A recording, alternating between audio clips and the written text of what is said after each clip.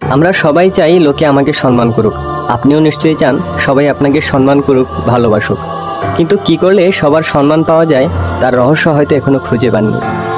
আচ্ছা, আপনি যেসব লোককে সম্মান করেন একটু ভাবুন তো, কেন আপনি তাদের সম্মান করেন? নিশ্চয়ই সে লোকটি কখনো কারো উপর রেগে যায়নি, সবসময় হাসি মুখে কথা বলে, কখনো মিথ্যে বলেনি, লোকটি ধূমপান করে না, এইসব তো। তাহলে তো খুব সহজেই আপনার জানা হয়ে গেল কেন মানুষ মানুষকে সম্মান করে, ভালোবাসে। আপনি যেসব কারণে মানুষকে সম্মান করেন আপনি সেই গুণগুলো নিজের মধ্যে আনার চেষ্টা করুন, তাহলে লোকেও আপনাকে সম্মান করবে, ভালোবাসবে।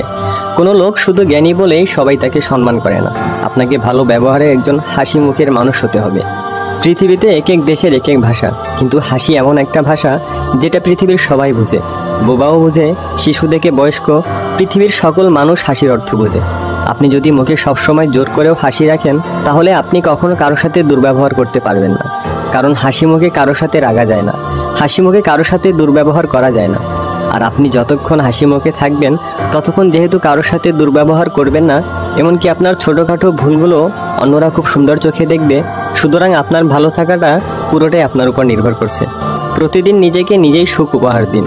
মানুষ সুখের সন্ধান করে। আমরা সুখ খুঁজি লটারিতে পাওয়া টাকার মধ্যে, আমরা সুখ খুঁজি একটি চাকরি পাওয়ার মধ্যে, আমরা সুখ খুঁজি ব্যবসায়িক সফলতায়।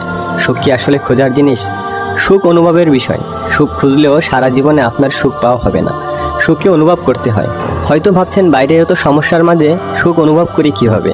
বাইরের কোনো ঘটনা আপনার মনে কতটুকু প্রভাব সৃষ্টি করলো তার জন্য ঘটনা যতটা না দায়ী তার চেয়েও বেশি দায়ী আপনি ঘটনাকে কিভাবে দেখছেন সেটা।